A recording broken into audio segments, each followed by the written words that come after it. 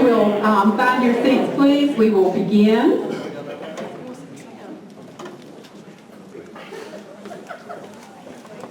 On behalf of the Duplin County Hall of Fame Board of Directors, it is with great pleasure that I welcome you to the 24th Duplin County Hall of Fame Awards Banquet. We are here to honor two individuals tonight, one living and one deceased, both of whom have made a lasting impact on Duplin County, the state, our nation, and or the world, for the betterment and enrichment of all through their leadership, service, achievement, and compassionate dedication to all people in all walks of life in the community of mankind. And now, to begin this memorable evening, our invocation and blessing will be given by Reverend Wendell Newton. Please come forward, Reverend Newton.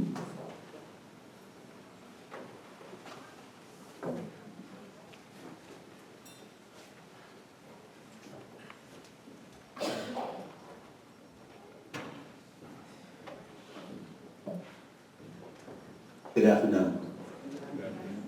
First of all, I'd like to say I'm so excited and so glad that you considered me to come as Sister Gomes' pastor to be here and be a part of this great event.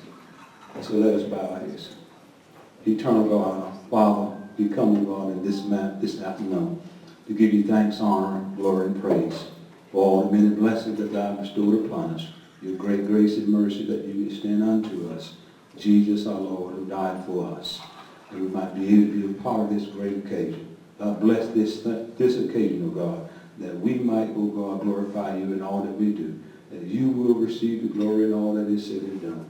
Then, O God, and bless this food that has been prepared, O God, for the nourishment of our bodies, O God, and glorify you, O God, as the giver and the source of all good things. Because we know, O God, that all things good come from above. In Jesus' glorious name we pray. Amen. Amen. And now, dinner will be served.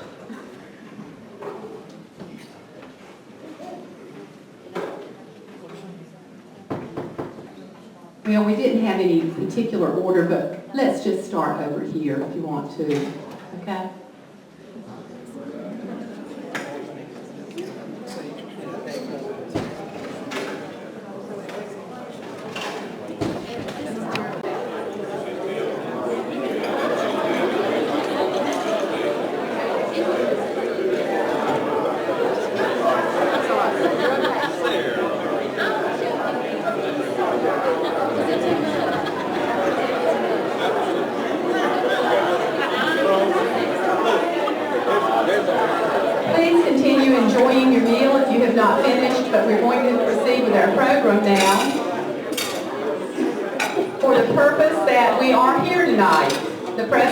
Of the 2019 inductees into the Duplin County Hall of Fame. Rebecca Ivy will now, she's representing Wolf Scrape Township, and she will now present the 2019 deceased recipient.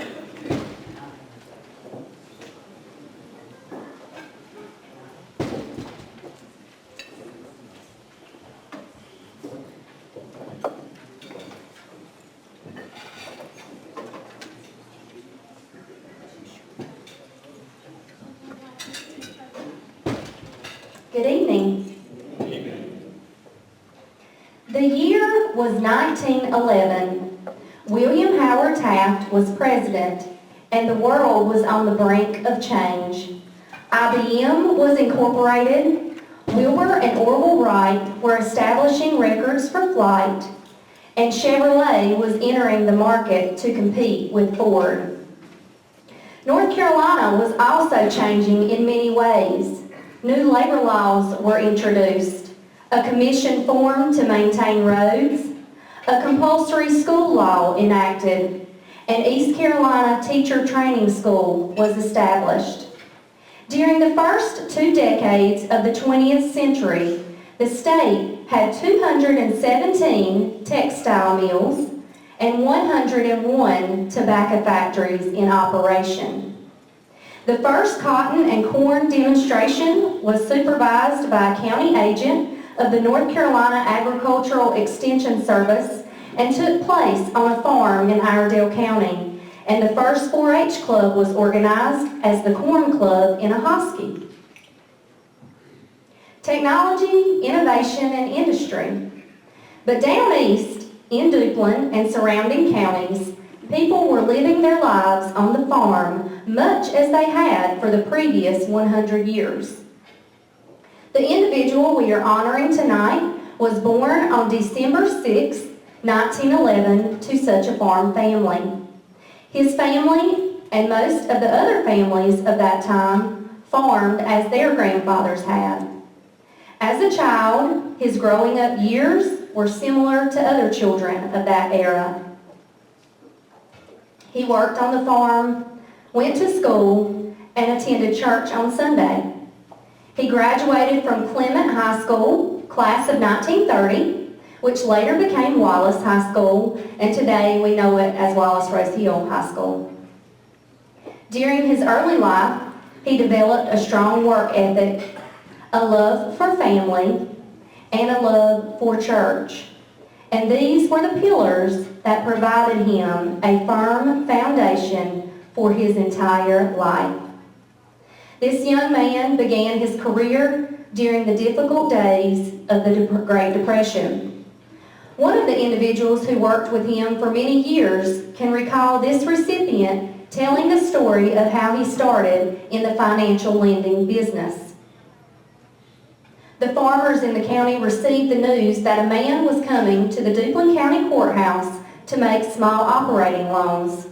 Many farmers showed up to take advantage of this opportunity, and the man was so busy he needed someone to help him.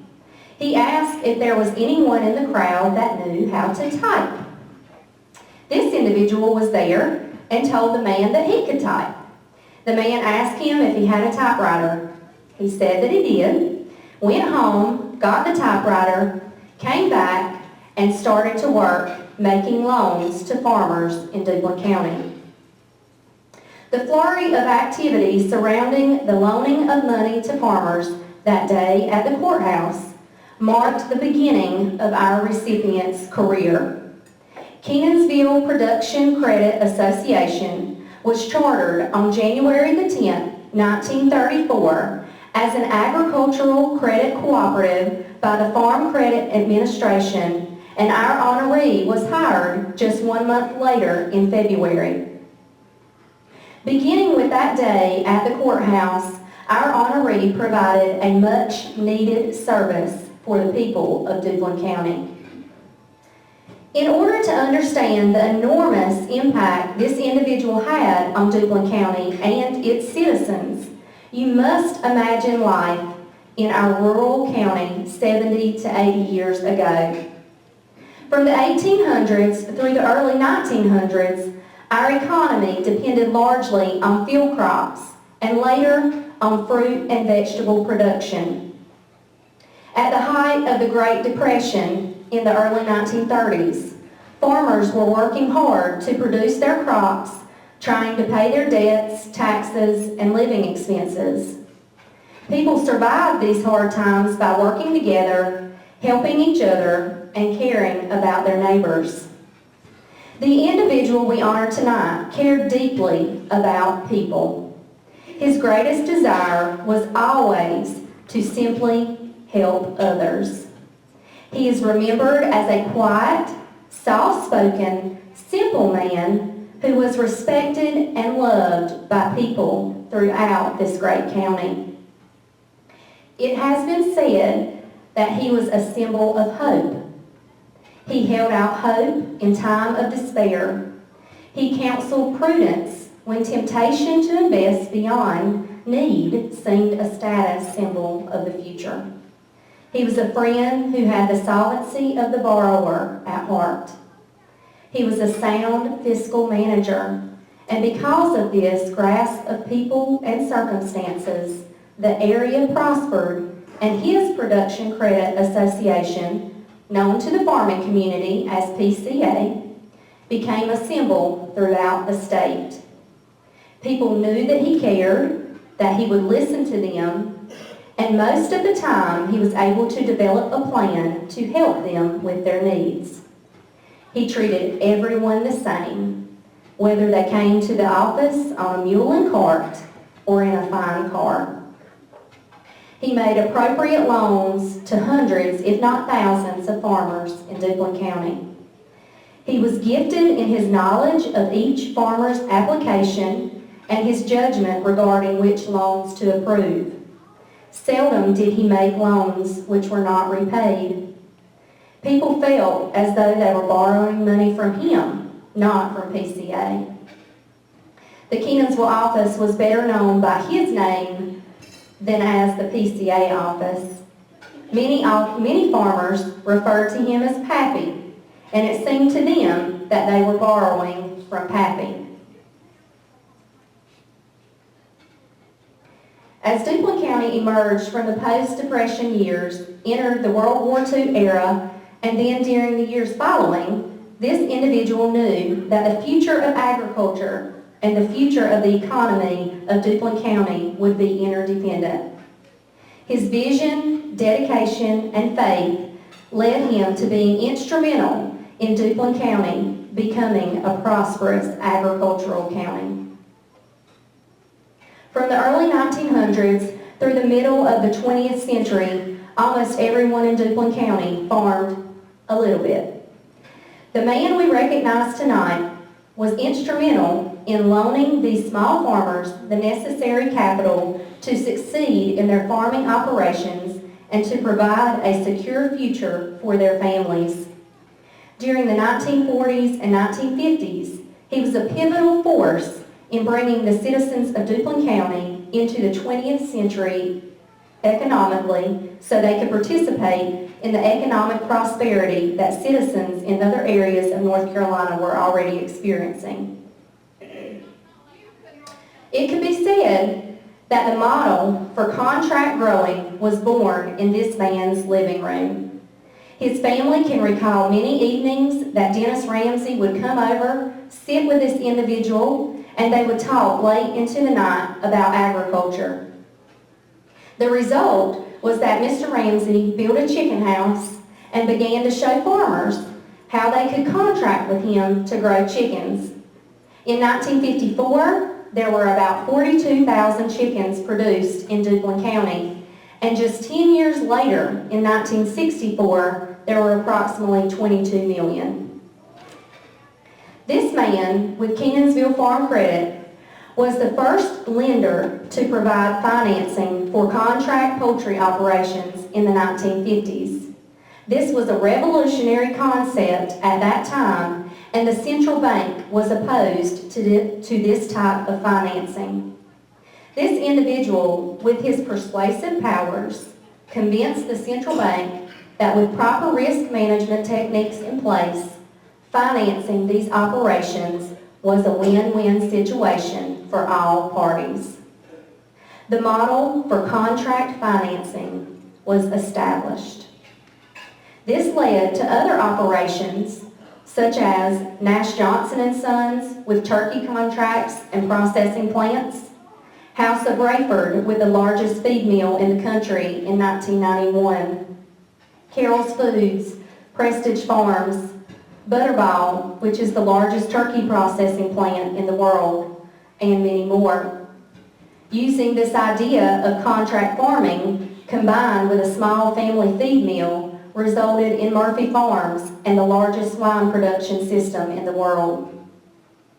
This individual's efforts throughout his life were directed toward improving Duplin County and its economic base. He was a commissioner on the Eastern Carolina Regional Housing Authority, providing low-cost housing. As a member of the Duplin Development Commission in the 1960s and 1970s, he worked to bring industry to Duplin County, National Spinning, Reeves Brothers, a new airport, and the Southeastern Farmers Grain Association bin complex. He was a director for 4 County EMC and vice president of Topsail Island Developers, which operated the Scotch Bonnet Pier. He was a member of St. John Masonic Lodge and president of Kenansville Lions Club. He was recognized by Coastal Production Credit Association for outstanding and dedicated service with honor and integrity from 1934 to 1976. He also received a certificate of sincere appreciation for distinguished, unselfish service from Federal Intermediate Credit Bank of Columbia and the Production Credit Association Distinguished Service Award in recognition of valuable contributions to American agriculture. His parents were Victoria Bryce King and George P. King. He married Margaret Carter on June 10, 1934. They had 3 children, Beth, Judy, and Craig, and 8 grandchildren. He was a lifelong member of Island Creek Baptist Church, where he served as chairman of the Board of Deacons, Sunday school superintendent, Sunday school teacher, and treasurer. The man we recognize tonight was a quiet leader. He had vision, dedication, and faith. He was humble, unselfish, and a man of integrity. This man was born 108 years ago. And yet, there are people all over this county of all ages who remember him and know his name. Many remember going to his office as a young farmer. Others have memories of going to his office as a child with their daddies or granddaddies. We began tonight by recalling rural Duplin County and farm life in 1911, the year our honoree was born. We have gone from being farm families with a cow, a couple of mules, a few chickens, and maybe a turkey, to being the #1 agriculture county in North Carolina in farm income. We rank in the top 10 in North Carolina in broilers, turkeys, beef cows, corn, hay, soybeans, and sweet potatoes, and Duplin County is the #1 county in the nation in pork production. Agriculture has always been, and will continue to be, the #1 economic engine in Duplin County. It is the backbone of our economy in this county. Remember the picture of farm life in 1911? There are rural counties in North Carolina where life is not far removed from those days. Without modern agribusiness, contract growing, and the benefits it provides to Duplin County, the picture of our lives would be much different. We live lives today our grandparents never thought they could live. You may live on a farm or in town. You may be part of a farm family, or your livelihood may come from other business or industry. No matter the source of your income, we all live in a county that can trace its prosperity directly to agriculture, and we all enjoy benefits of that prosperity. There are people who have left home and who have done great things that affected change in our nation and our world. This one man never lived far from where he was born, but the brilliant way in which he did his job was the catalyst that put all of Duplin County on the map. This man never dwelled on politics. He avoided anything controversial. He believed the most important things in life were church, family, and helping others. He was a person of extraordinary character, wisdom, and humility, and his influence has made a difference in the lives of all 58,862 people who live in Duplin County today. This evening, the Duplin County Hall of Fame is proud to recognize Garland Percy King.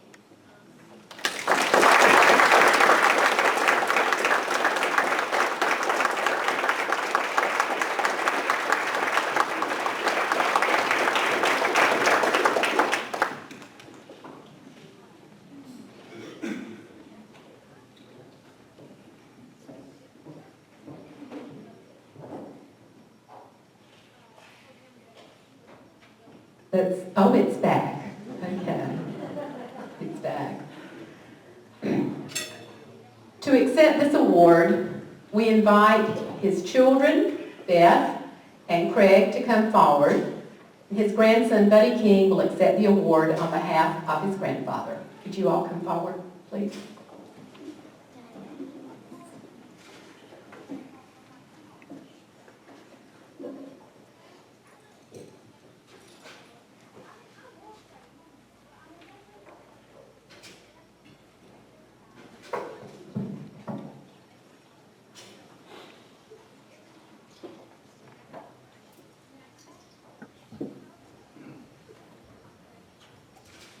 On behalf of the people of Duplin County, I hereby induct Garland Percy King into the Duplin County Hall of Fame in the year of our Lord, 2019.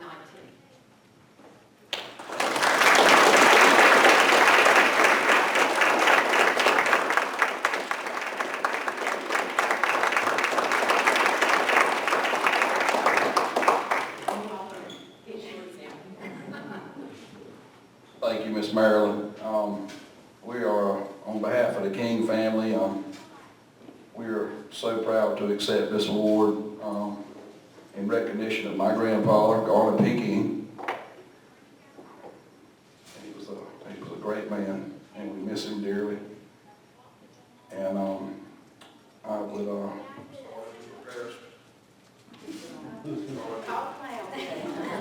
start with parallel speaking tonight, and I decided I thought about what Granddad would want me to say, and he wasn't much one for recognition. He just had a giver's heart. He wanted to serve people. He had a hunger to help people. He had a hunger to serve this county. And I decided he would proudly give thanks to all who deserved it and be on his way. And that's what he would do. What an honor to be inducted into the Duplin County Hall of Fame. And we're so proud to accept this award on his behalf.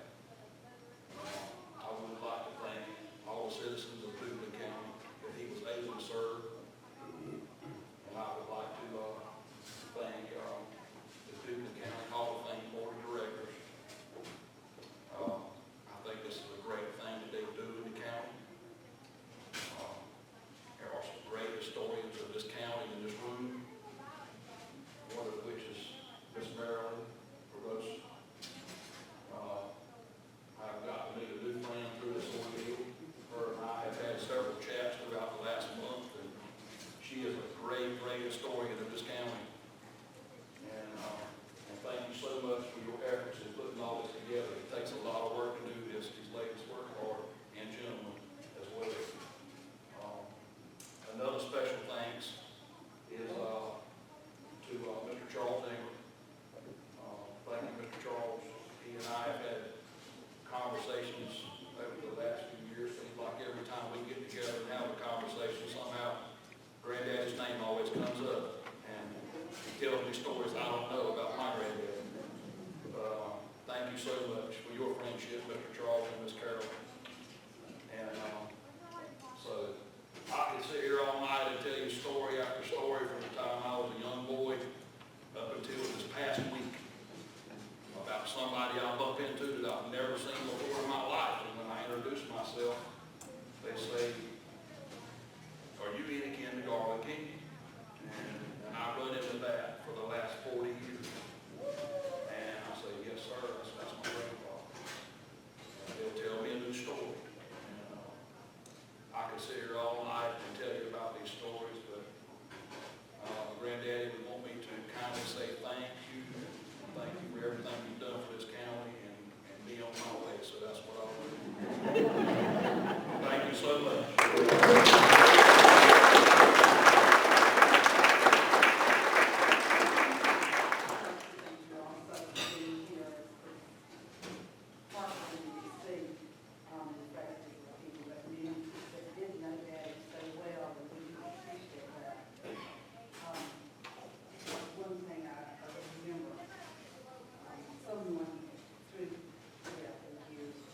Said to me, it was a classroom with children,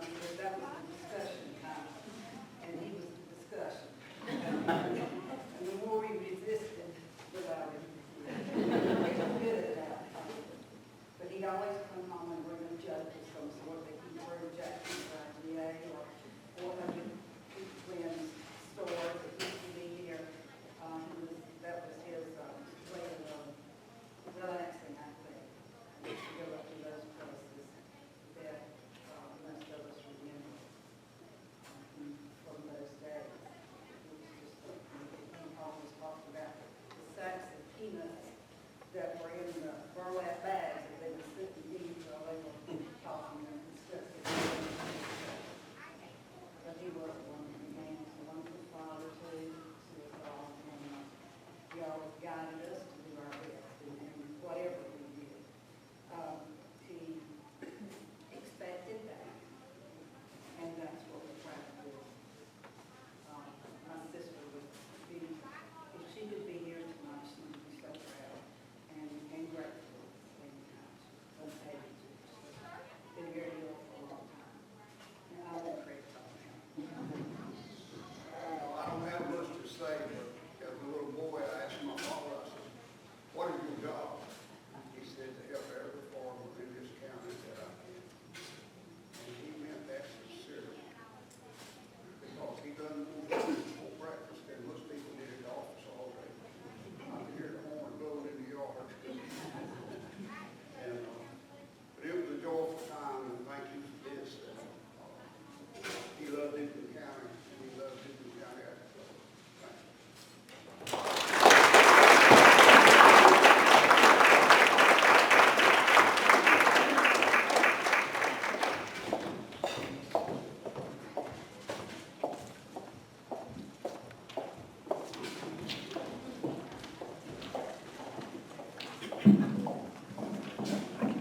Well, Rebecca and I can put on our Catherine voices, can't we, Rebecca? And I imagine that Melissa Stevens can put on her Corbett voice.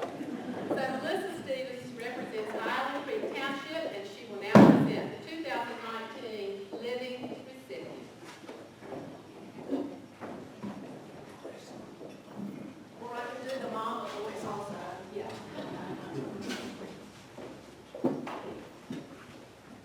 If you have a vision, you can accomplish anything. That is the lifelong creed of the individual we are honoring tonight.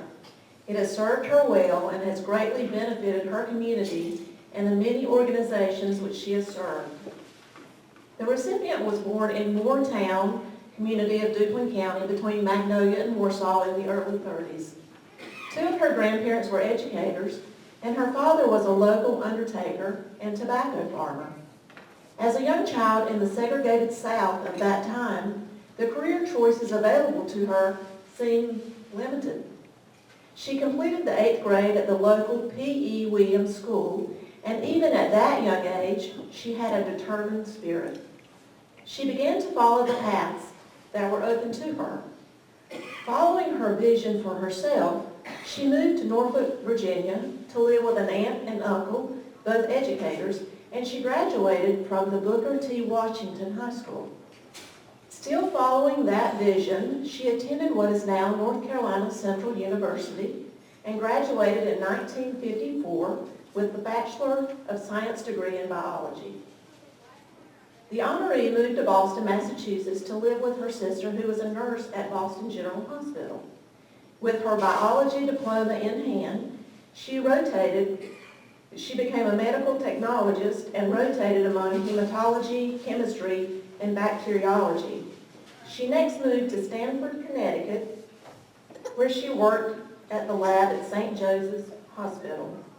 Having married, she moved with her husband to his hometown of New Haven, Connecticut, where from 1956 to 1962, she worked with other scientists at Yale University as a research assistant in the Department of Microbiology in the exciting new field of DNA. Through researching with fruit flies, E. coli, and bread mold, she worked in genetics, mapping DNA. Two of the people with whom she worked were awarded the Nobel Prize in Physiology.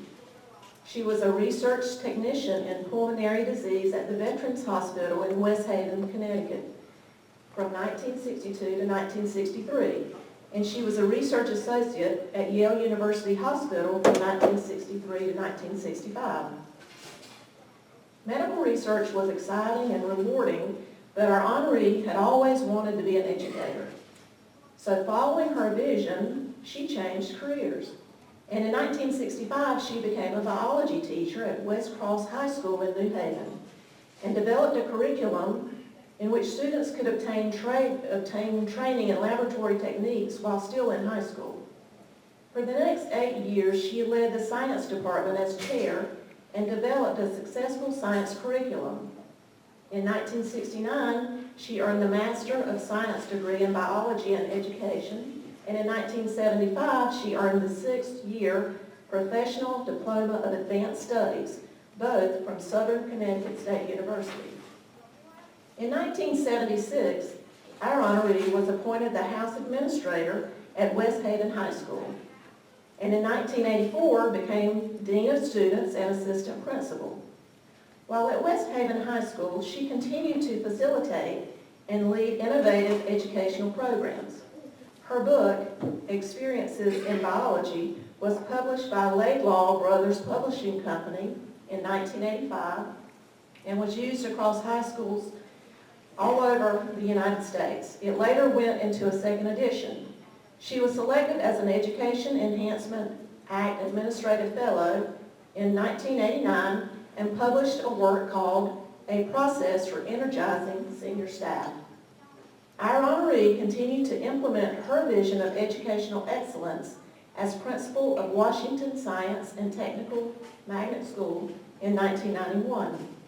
One of her innovations, Reading Around the World, was developed as a business partnership with Barnes & Nobles, which provided books at a discount. Classes competed to read around the world using math concepts to calculate the number of pages read, which equaled miles traveled. Her school was cited by the mayor's office, received accommodation from the General Assembly of the state of Connecticut, and was nominated for America's Best School by Red Book magazine. During her education career, her professional activities included the Connecticut Health Careers Council, National Science Teachers Association, Association for Supervision and Curriculum Development, and National Association of Secondary School Principals. She retired in 1994, having completed 30 years in education. Following her vision, she had accomplished great things in 30 years. Yet she was not done. There was much more to come. In 1995, our honoree and her husband returned home to where she had grown up near Magnolia. She again followed her vision to improve her home county. In 1997, she noticed that no one in Duplin County was observing Martin Luther King. With her trademark determination, she worked with the Duplin County Hall of Fame honoree, the late Dr. Corbett L. Quinn, who was then mayor of Magnolia. And in 2000, the town of Magnolia became the first county, or the first town in the county to celebrate the holiday.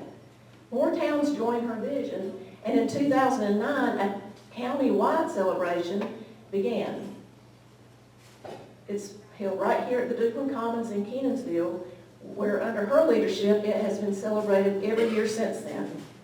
She led the county-wide committee that she founded for 15 years. During this period, she also served on the Magnolia Library Board and led the successful effort to reopen that library, which had been closed for several years. She led the efforts of the Magnolia Partners for Agriculture to obtain recognition of Parker Robbins. He was a 19th century African-American Union Army officer and a legislator. That was completed in 2011 with the installation of a North Carolina Highway historical marker in Magnolia. One of this individual's greatest areas of service has been at James Sprunt Community College. It was her vision that led to the creation of the Duplin County Center for Leadership Development, funded by the Kellogg Foundation, and that started in 1998. She served as the center's first director and established a grassroots leadership training program for the citizens of Duplin County. After getting the program established with the college, she has continued to serve on its board of directors. In 2013, James Sprunt Community College created a leadership award named in her honor. And in 2014, the Leadership Center on the campus of James Sprunt was named in her honor. She has served since 2002 as a trustee of the college and served on committees addressing needs ranging from finance to educational programs to future facility needs. She has also contributed to the success of the Scholarly Men of Success Academy and solicited grant funding for the students who participate in that program. She served on the James Sprunt Community College Foundation Board of Directors, and she was instrumental in assisting the foundation in meeting the financial goal of the capital campaign completed in 2016. Throughout her life, this honoree has provided vision and leadership to civic and community organizations. Delta Sigma Theta sorority has held great importance in her life. She founded the New Haven Alumni Chapter in 1959, the Collegiate Chapter in New Haven in 1984, and the Duplin County Alumni Chapter in 2000.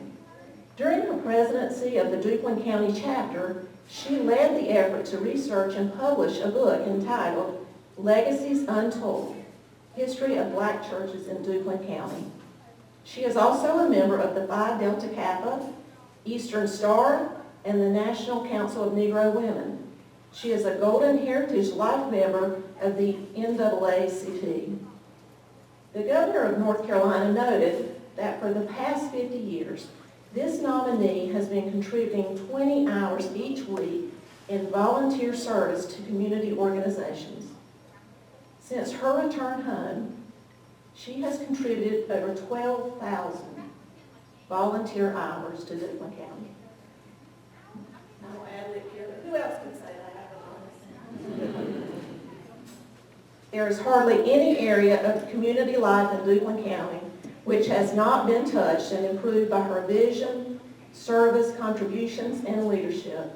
Her areas of service include the Duplin County Arts Council, the Duplin County 2010 Complete Count Census Committee, the 21st Century Duplin County Community Building Task Force, and the Duplin County Historical Society. She has volunteered with the Duplin County Dispute Settlement Center and the Duplin County Public Schools. Her numerous educational leadership awards and community service awards include recognition by the New Haven Register as an African American role model, recognition by the Connecticut Post newspaper as a woman of substance, the North Carolina Cooperative Extension Volunteer Award, the Duplin County Outstanding Service Award, the State of North Carolina Governor's Volunteer Service Award, and the Longleaf Pine Award. The individual we honor tonight is a person of outstanding character and has demonstrated unselfish service, leadership, and compassionate dedication to all people in all walks of life. In Proverbs 29:18 we read, "Where there is no vision, the people perish." This young Duplin County girl had a vision, and by following that vision along all the paths of her life, she has truly shown us that if you have vision, you can accomplish anything. This evening, the Duplin County Hall of Fame is proud to recognize Delilah Taylor Gomes.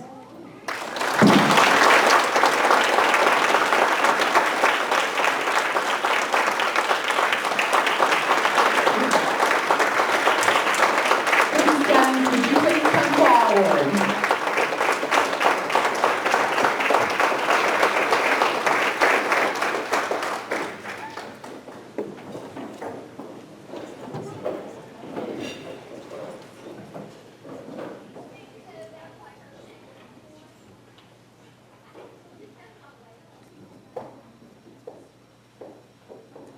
On behalf of the people of Duplin County, I hereby induct Delilah Taylor Gomes into the Duplin County Hall of Fame in the year of our Lord 2019. Congratulations.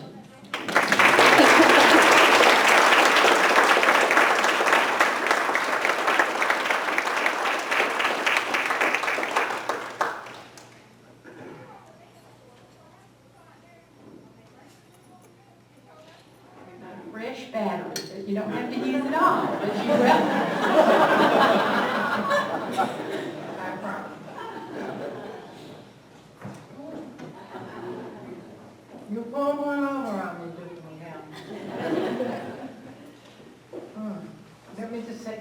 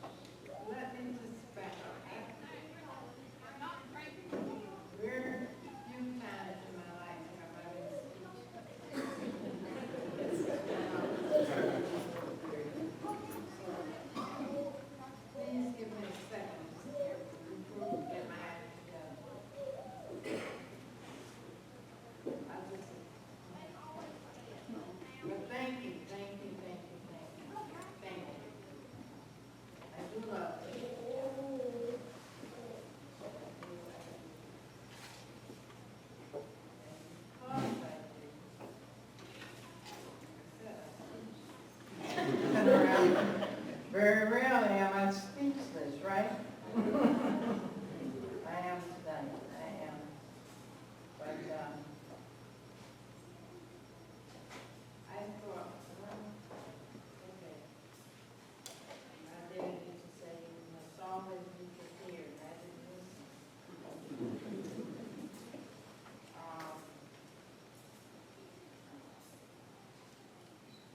Okay. I did, somebody said, well, you should say something just in case.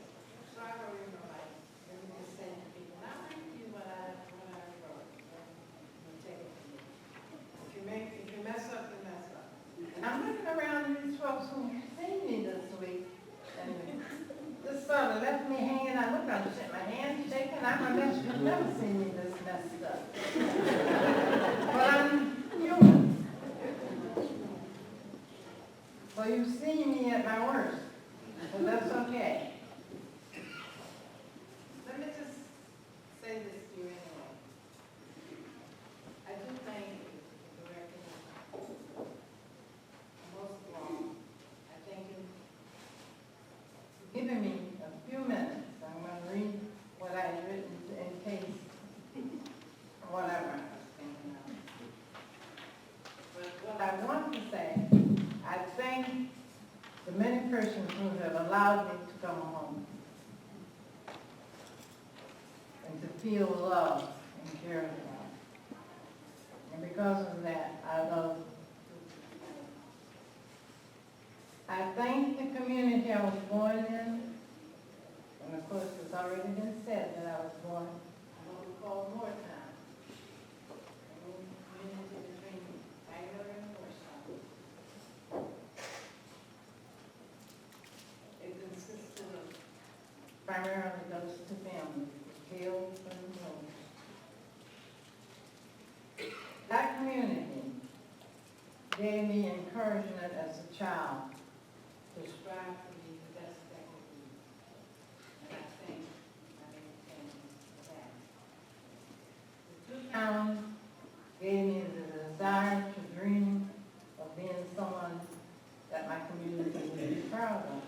Because we were always taught to be proud, to do the best, that there was no such word as can't. The county of Duplin, I'm proud of and I love it. Provided me with the determination to get the best education and to become self-sufficient. The state of North Carolina provided me an opportunity to get a bachelor's degree in science in biology. And now then, you heard all the stuff that they said I did. This was a little girl out of the country who lucked out and who was willing to take the chances that my dad used to say, if you aren't prepared, you can't do it. Prepare yourself, you can. And I have a little there's a gentleman who really taught me that you always do be the best that you can do, and you never step back, you step forward. I retired, and if I'm nervous, just say, you seem me nervous. I retired in 1995 and came back home to a community that received me with open arms and helped me to do some things I do feel proud of.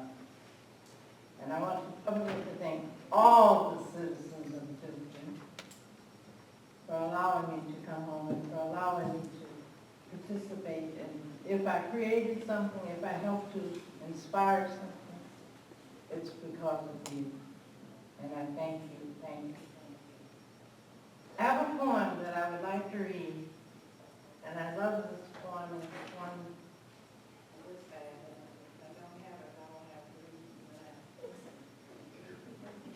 But this is a poem that my mom introduced me to in honor of mine many years ago. Just before I say that, I'm very proud of Duplin County. I'm very proud of the Magnolia Warsaw area. Magnolia in particular, because that's where my dad's family grew up. And I have to say to people that our family came from slave ship to leadership. And I say that because I don't want people ever to decide what their beginning predicted their end. That's not true. We were never taught that we could not achieve. And we also were taught that there was no such word as can. It's what you can do, not what you can't do. And just very free. I was very upset the day that I discovered that Martin Luther King, a man who had given his life, man getting the word. I'll never forget the day I came over and I said something to my husband. And then I remember being told by a doctor that I'm having a mental thing. Anyway, that if you see a problem, you fix it. I saw a problem. The problem was that the gentleman that earned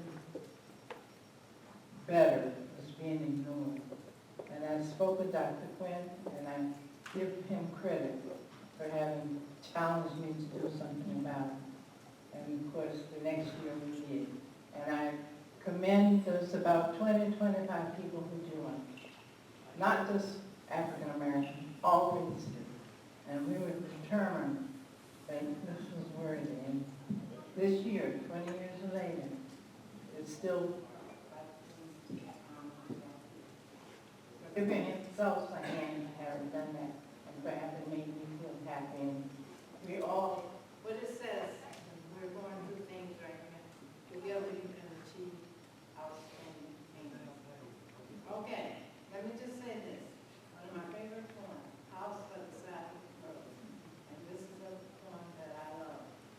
There are many souls that live withdrawn in a place of their self-content. There are souls like stars that dwell apart in a fellowless firmament. There are pioneer souls that blaze the path, where highways never ran. But let me live by the side of the road and be a friend to man. Let me live in a house by the side of the road where the race of men go by. The men who are good, the men who are bad, good and bad inside. I would not sit in the scorner's seat or hurl with her fan. Let me live in the house by the side of the road. I see you see I'm shaking. This is all part of it. I see from my house by the side of the road, by the house of the highway of life, the men who press the art of hope, the men who are faint with strife. But I turn not away from their smiles flooded tears, O parts of an infinite plan, let me live in a house by the side of the road, and be a friend to man. I know there are book-laden meadows ahead, and mountains of wearisome height, but the road passes on through the long afternoon, and stretches away to the night. But though I rejoice when the travelers rejoice, and weakness is strange at that moment, I live in my house by the side of the road, like a man who dwells alone. Let me live in the house by the side of the road is there, that the race of men go by. They are good, they are bad, they are weak, they are strong. Wise, foolish, so nice. Then why should I sit in the scorner's seat or hurl the Senate fan? Let me live in the house by the side of the road and be a friend to man. Thank you, Duplin County. Thank you, friends. Thank you, church. Thank you, friends. Thank you, ladies. Thank you, sorority. Thank everybody for allowing me to come home. And if I made a difference, it's because of me, not because of you. Thank you.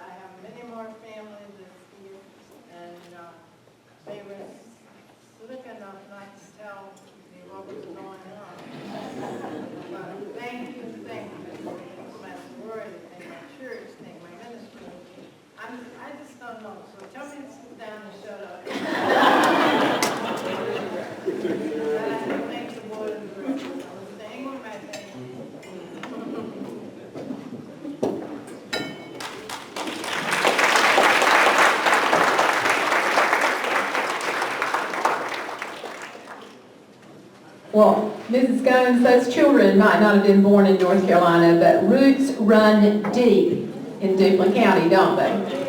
Yes, the roots run deep. And I think all my other family members who are saying so.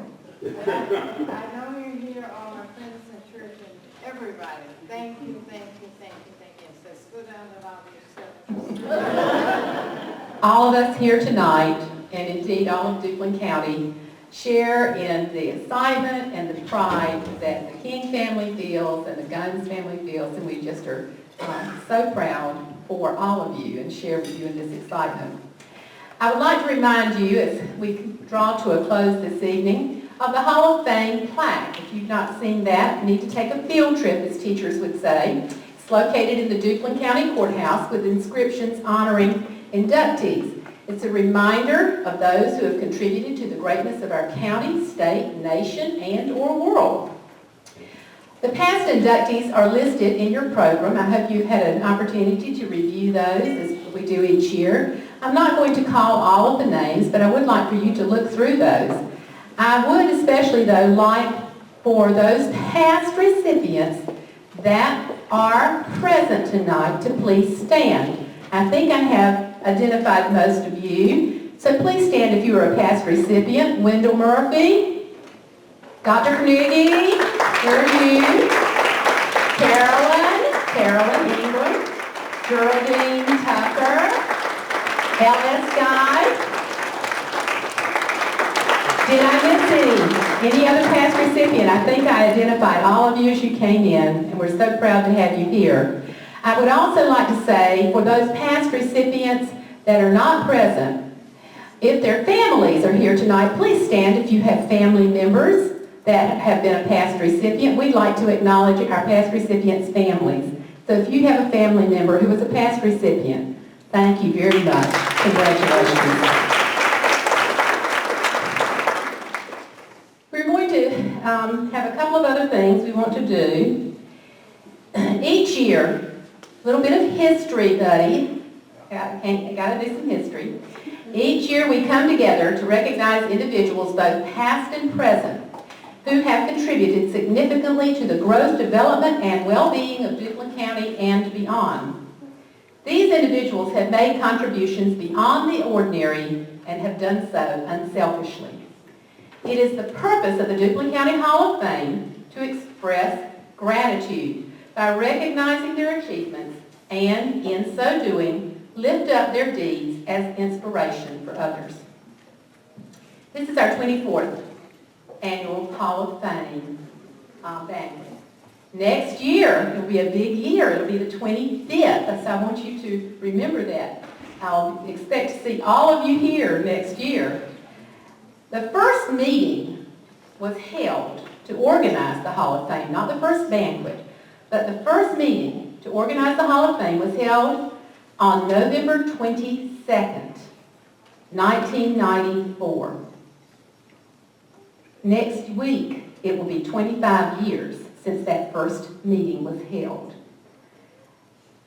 It was held in the Register of Deeds office at the courthouse with 3 members present.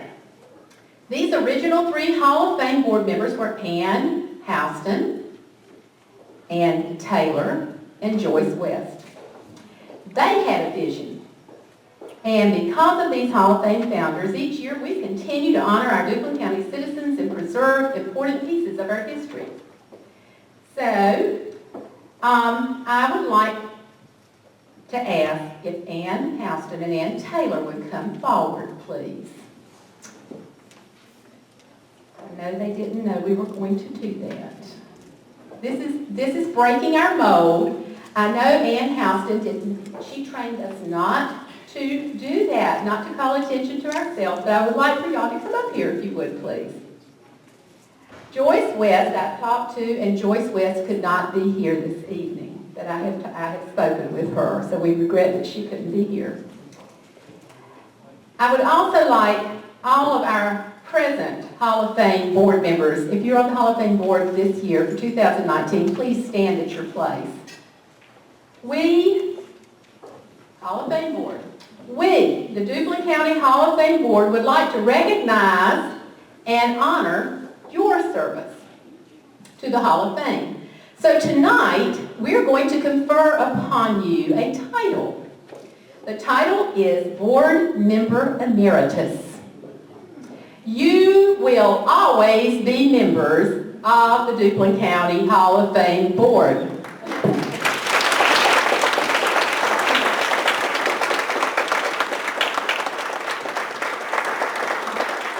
I will let them, Board, you may be seated. I will let them share this with you, but to go to the lobby and greet all of you afterwards. But this is just a very small little pretty piece here from Crystal, and it says Duplin County Hall of Fame, and this says Ann Barton Houston, Board Member Emeritus. And it's this one. It says Duplin County Hall of Fame, Ann Stroud Taylor, Board Member Emeritus. So no matter where you go, you're always going to see a member of the Duplin County Hall of Fame.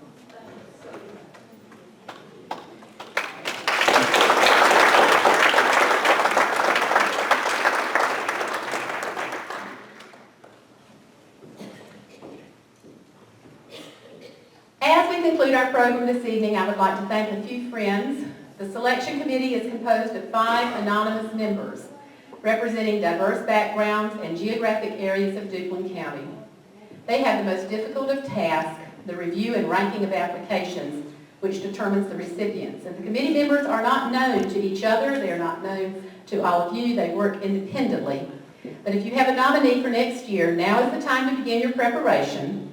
Completing the nomination application involves much research, and the deadline is always September 5th, and the mailing address is printed on the application. Also, we'd like to thank the Duplin County Register of Deeds for safekeeping of the medallions and bezels. Their post office box also serves the Hall of Fame. We thank you, Rusty Williams of Faison, for covering and videoing the event this evening, and for the Duplin Times for covering tonight's event. We also look forward to seeing you next year. So watch in the paper, Jim, for the next year's information. Ann Houston started many of our traditions that we continue each year. So for the 24th year, in the true spirit of our county's Irish heritage, may the spirit of this old Irish blessing go with you. May the road rise to meet you. May the wind be always at your back. May the sun shine warm upon your face, and the rain fall soft upon your fields. And until we meet again, may God hold you in the hollow of his hand. May God bless you, our county, our state, our nation, and our world. Good night.